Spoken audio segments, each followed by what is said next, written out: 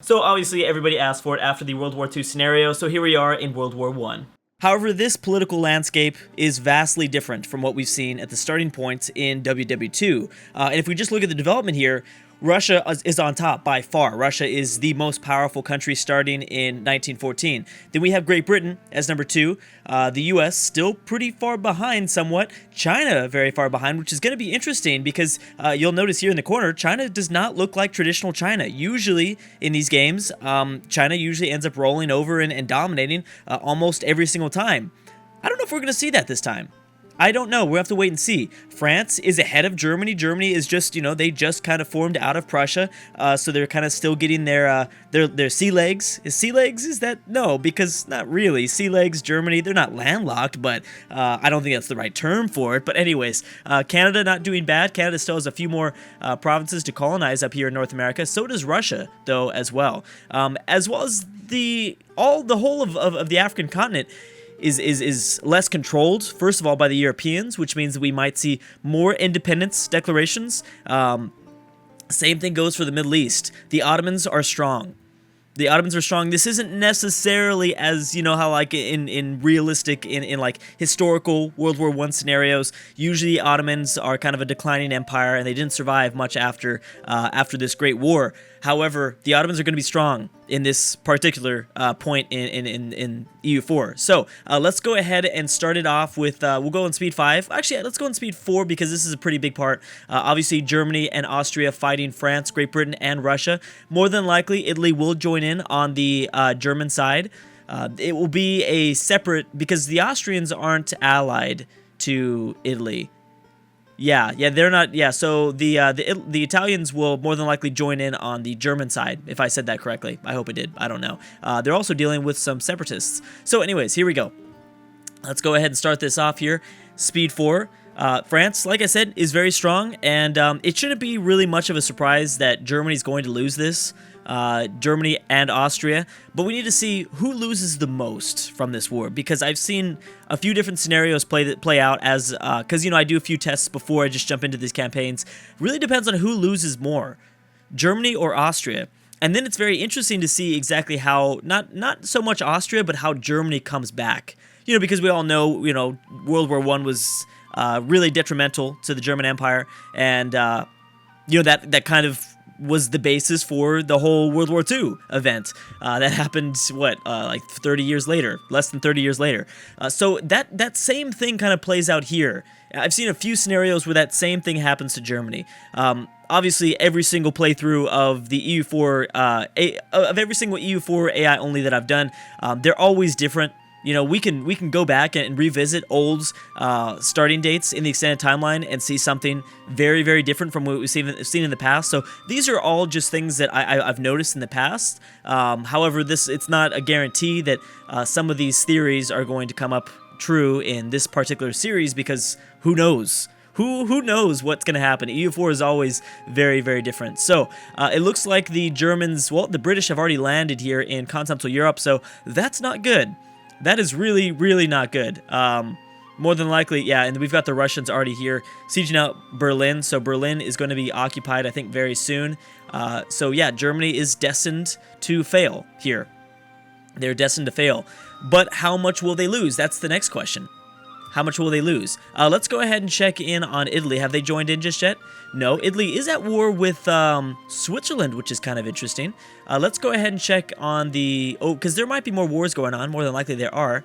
No, okay, so this is the only one. So the Austrians are leading the First World War. Technically, it's just against Serbia. So Serbia, for sure, is probably going to be screwed here. But if the Germans and the Austrians are forced to separate peace, that's where things get pretty messy for these big empires.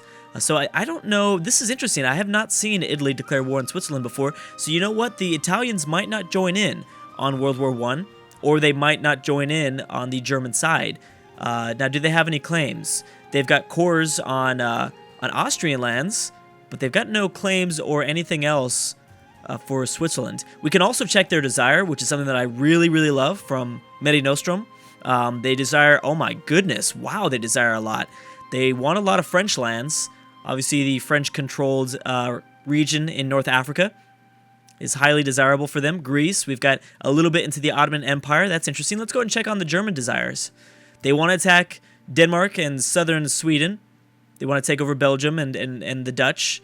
Obviously taking over Russia, but Russia will be tough. Russia will be the big powerhouse here in this campaign. Russia's going to be able to do, I think, pretty much whatever they want. They actually want Japanese lands, which is interesting. Japan does start off with control over the Korean Peninsula, and because we are seeing kind of a weaker China, this might be kind of interesting, because maybe Japan actually has a chance this time to maybe, I don't know, I don't want to get everyone's hopes up. I don't want to get my own hopes up, because I've yet to see a really good Japanese AI in Civ 5 or EU4, which is extremely disappointing. I really want to see an amazing Japan, but either way. Okay, so we've got Guatemala versus El Salvador, so a few of the Central American nations going at it right now. Albania versus Serbia.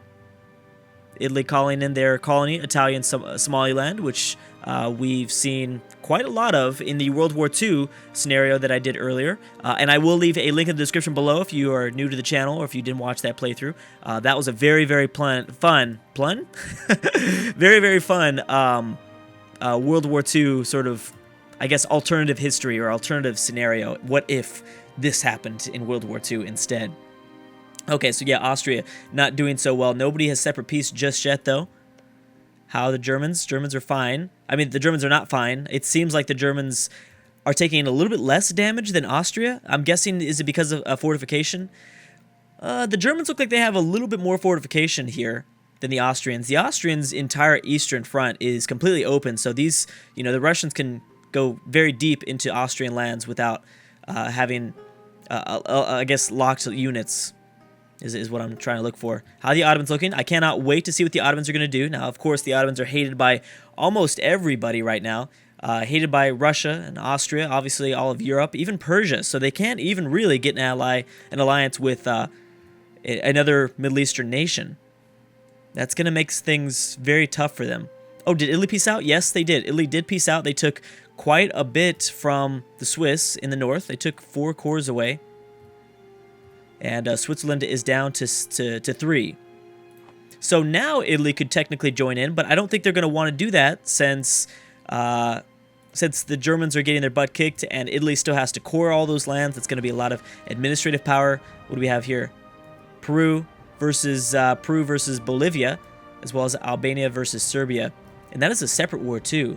So Albania really just jumped on board with the whole attack on Serbia. Actually, this is going to be interesting for Albania because, you know, they're not that strong. They've only got a handful of provinces, 3 to be exact. More than likely, obviously, we knew that the Germans and the Austrians were going to lose this.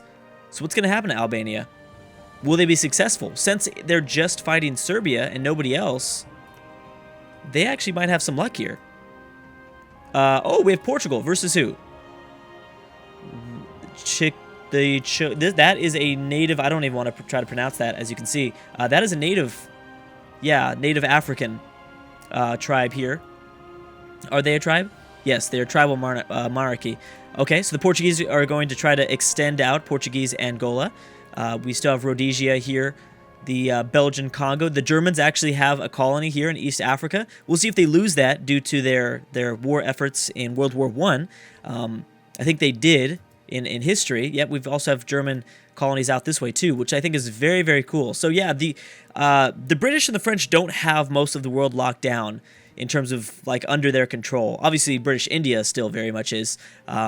Indonesia still has a lot of the Dutch still have a lot of Indonesia is what I'm trying to say, and Australia is technically independent, and they even have a core here on Papua New Guinea. Now that's really, really cool. Oh, and the Germans have land over this way too. That's very awesome. German New Guinea. That's cool. New Zealand is here as well. They're not under a British colony. Yeah, so they're a non-presidential republic. We'll look into some more of the map modes, I think, in video 2, but for now I did want to just jump into World War I, kind of see some of the scenarios. Good. Look at that. Did you see that? The Austrians desire more land up north. That's always what I've wanted to see. I've wanted to see an Australia empire that kind of goes out into Indonesian lands, the Philippines even maybe, even though the Philippines are controlled by the U.S. But the U.S. aren't as powerful as they have been in the past, so some nations might not be as fearful of them in other timelines. Ooh, we've got Sweden versus Denmark. That didn't take too long, did it? The Netherlands fighting Belgium. Obviously, Austria is losing this war pretty badly, negative 47 war score. We've got Brazil versus Colombia. Again, Latin America, we're going to kind of ignore in the beginning a little bit. Latin America stays about the same. They are always going to be almost the same in most of these timelines. So it's safe to say that more than likely Brazil is going to win, but we will see. I think I will be doing a vote, so you guys can leave your pick in the comment section below, and so we're gonna do the same thing. Five continents out of the 5 continents, so we're gonna ignore Antarctica and Australia here. If you pick correctly, if you pick the nation with the most power, which we kind of look at naval force limits, army force limits, as well as development here. Pretty much development is really what, for the most part, dictates it. But yeah, so you can leave your comments in the you can leave your picks in the comment section below, saying who you think is going to win: South America, North America, Africa, Asia, and Europe. And I think I want to consider Russia a part of Asia, because for the most part, Russia is already pretty much. I mean, I know technically Russia is European. I do realize that, but I'd like to see who's going to, I guess, rise up out of the ashes out of the nations outside of Russia. You know what I mean? So maybe it will be the British, maybe it will be the French. These two countries are very close to each other in terms of development, or maybe the Germans will come back from this war. That is also another possibility. Oh, the Germans were separate peace. Did they lose anything? They did lose three corps off to France. They do still have most of their colonies in Africa, which is something different than what actually resulted in World War I. So yeah, they can definitely come back from this. This isn't too bad. They didn't lose anything to Russia, which is pretty big. Ooh, Polish separatists. Also, another big thing is that Russia is not dealing with Soviet separatists. They're dealing with rebels, and we'll see if they can handle them. That's a pretty big stack, though. We might see an independent Poland. Oh my goodness! Look at Serbia. Serbia just went nuts. So yeah, obviously they really gained a lot here. Although, look at Albania. Albania pretty much chopped away at the old Serbia, and Serbia just got all of Austria, which is kind of funny. Okay, so this is going to be an interesting campaign to see a very strong Serbia. And Italy got off to a very quick start as well. So as I was saying, yeah, so leave your picks in the comment section below. I will go over my picks. So yeah, I'll pick Russia for Asia. Because, yeah, like I said, I wanted to have, like, an independent Europe, or, yeah, I wanted to kind of just see out of these, like, core 10 nations who's going to have the most development. I'm going to pick France out of Europe, so Russia for Asia, France out of Europe. I think they're going to do really well this campaign. Out of Africa, it can be a European nation that has a lot of footholds, or it can be an independent nation. I'm going to say South Africa in Africa. And then for South and North America, that's pretty obvious, Brazil and the USA. But you can always pick something else. We've seen Peru do really well. We've seen Argentina do really well in Latin America. You never really can tell. It's not always a gimme that Brazil is going to dominate Latin America. So anyways, that is going to be my 5 picks. And if you pick correctly, in the comment section below, at the end of the series, I will give you guys a shout-out. At the very end there, Belgium-Congo versus Belgium. Oh, okay, so we might see a few independent nations. Look at France. Look at France helping out Belgium-Congo. China, Tibet, so many nations helping out. And so what nation is going to get released? So Brazil also at war with who? Colombia? Oh, obviously Congo. Oh my gosh, I'm so dumb. Belgium, Congo. Who's going to be released? Jeez, Drew. Too much crack today. Crack Lord has done too much crack today. Brazil versus Colombia. Brazil should win that. They've got 3 war score. We've got China and Tibet, which I think they're allied to each other, fighting Mongolia. That's very early for them. That's very early. Portugal has not dictated anything with this African tribe just yet. They haven't dominated. Still 0 war score. Sweden's losing their war against Denmark, and Venezuela versus Colombia. So, yeah, because France is helping out, this should be... Oh my gosh, I didn't realize that the Dutch have landlocked Belgium. So if Belgium has any more colonies, I think it's safe to say, which I think they only have the Congo. I think they do. Yeah, so it's safe to say, so the end of World War I has occurred, and, oh, Ukraine was also released. Is that out of Austria? No, that was released out of Russia. We also have the Commonwealth here, so there we go. Let's bring in some more people. Looks like, weirdly enough, Moldavia. Weirdly enough, I feel like Russia is actually causing more nations to be released, even though they're the most powerful. So things might change drastically here. Ooh, lots and lots of nations. We've got even the French-controlled region of Southeast Asia helping out against Mongolia. Smart move for China. Smart move to go after these guys. Thing about China, though, at this point in the campaign, is that, let's see here. What am I looking for? Because I'm pretty sure technology is going to have a big role. Is it or no? Oh, you know what? They might be Western technology as well. No, they're Asian technology. Never mind. So, in World War II, we saw China just dominate the British constantly, and it was kind of unfair. This time, it's going to be a little bit more fair, at least until China westernizes, because the British now have stronger forces. They have a smaller number, more than likely protecting British India, but obviously the technology and those military tactics and the things that come with technology bonuses in EU4 is going to be on their side. This is going to be very fun. I think this is maybe a little bit more of a well-balanced scenario than World War II. So I think that's going to be really cool to watch. Belgium obviously already at 4 war score. There's no way Belgium wins this. We should check in on Sweden and wonder why they're doing badly. Also, are we going to see more nations rise up? This is only a 30 stack, so I don't think they're going to be... Don't think we're going to see anything else. Maybe... Oh, maybe Poland. Ooh, okay, so we might see Poland. And are we seeing Russia lose a significant amount of development? Ottomans going after Greece. Ottomans already attacking the Europeans. That didn't take too long.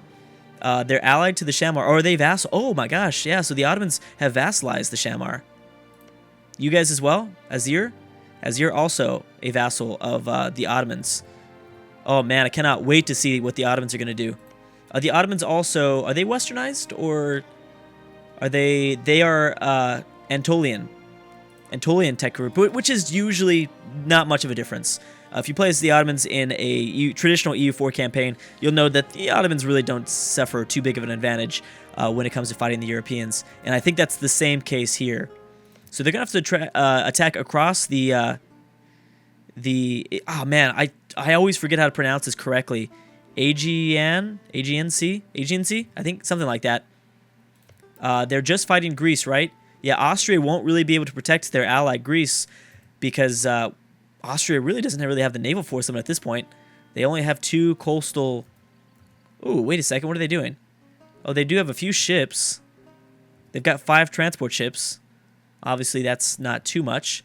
Italy's still allied to Greece. I'm sorry, Italy's still allied to Germany. Austria just allied to Greece at the moment, right? And Montenegro, which, you know, obviously Montenegro is not the most powerful of nations, so Austria is not looking too good. We might be seeing an independent Poland. Ooh, you know what? They might even rise up out of German lands, too. This is going to be fun. This is going to be a very fun campaign. I'm already extremely excited. I hope you guys are as well. If you like this series or if you like the things that I do here on this channel, please consider leaving a like. It helps out tremendously. Leave your picks in the comment section below. And thank you guys so much for watching, and I'll see you guys next time.